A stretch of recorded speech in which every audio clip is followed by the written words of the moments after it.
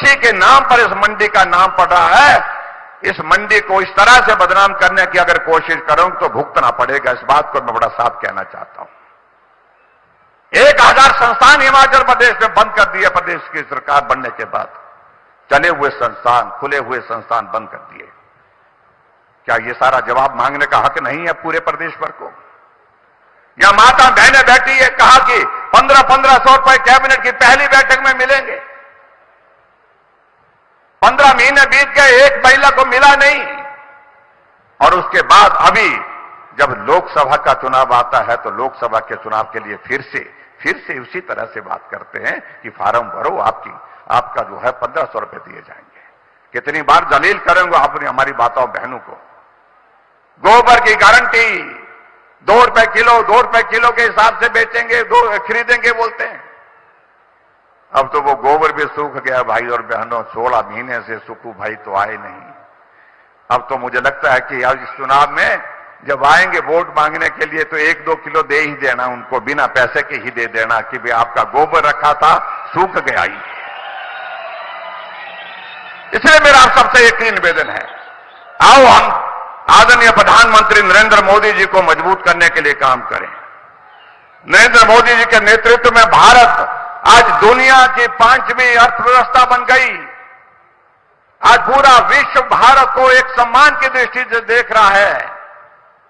और नरेंद्र मोदी जी के नेतृत्व में जिस तरह का भरोसा पूरे देश के अंदर लोगों का उनके प्रति है, लेकिन उनके प्रति पूरे विश्व का भरोसा किस कदर है, ये आप लोगों ने इस बात को देखा होगा कि हमारे देश के यशस्वी प्रधानमंत्री के लिए चुनाव से पहले ही तारीखें तय हो पड़ी हैं।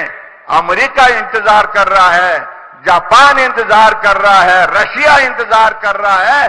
तारीखें तय करके बैठे हैं कि चुनाव के बाद प्रधानमंत्री अगर बनेंगे तो नरेंद्र मोदी जी बनेंगे।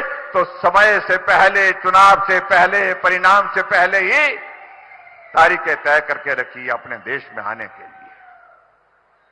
इसलिए हमारे लिए बहुत प्रसन्नता का विषय भाइयों बहनों कि ऐसा नेतृत्व जो विश्व के किसी भी प्लेटफॉर्म पर खड़े होते हैं, किसी भी मंच पर खड़े होते हैं, तो विश्व के बड़े बड़े देशों के बड़े बड़े नेता अपने पांव को रोक नहीं पाते हैं, अपने कदमों को रोक नहीं पाते हैं, अपने हाथ को रोक नहीं पाते हैं। पांव स्वतः अपने आप आगे चलते हैं और आगे चल करके नरेंद्र मोदी जी के साथ मिलकर के जो है उनके साथ हाथ मिलाने के लिए उनका दिल करता है, मन करता है। यह हमारे लिए सौभाग्य की बात है।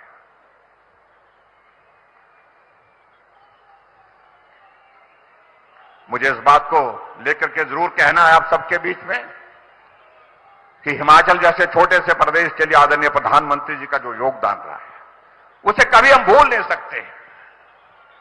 कोविड का संकट था, यह देश के हर व्यक्ति की जिंदगी बचाने का एक बहुत बड़ा एक काम हमारे सामने था, लेकिन देश के यशस्वी प्रधानमंत्री जी ने कोविड के उस दौर से देश को बाहर निकाला। वैक्सीन लगाने की अगर बात आती थी, वैक्सीन कैसे बनेगी, कहां बनेगी, देश तो नहीं बना सकता, बहुत सारे लोगों ने यही कहा। लेकिन हुआ क्या कि देश के यशस्वी प्रधानमंत्री नरेंद्र मोदी जी ने कहा कि हमारे देश 135 करोड़ की आबादी का देश, क्या भारत के अंदर यह संभव नहीं है?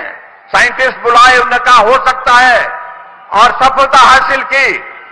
वैक्सीन बनी और देश के हर नागरिक को वैक्सीन लगी। एक नहीं, 2 डोजेज लगी और 2 डोजेज लगने के बाद बूस्टर डोज भी लग गई। भारत माता की। हमारे यशस्वी प्रधानमंत्री देवभूमि हिमाचल प्रदेश की इस छोटी काशी में पधार रहे हैं और कुछ ही पलों में हमारे बीच में यहां पर वो पहुंचने वाले हैं। मैं आप सबका एक बार फिर से आभार व्यक्त करता हूं। देश मजबूत होना चाहिए,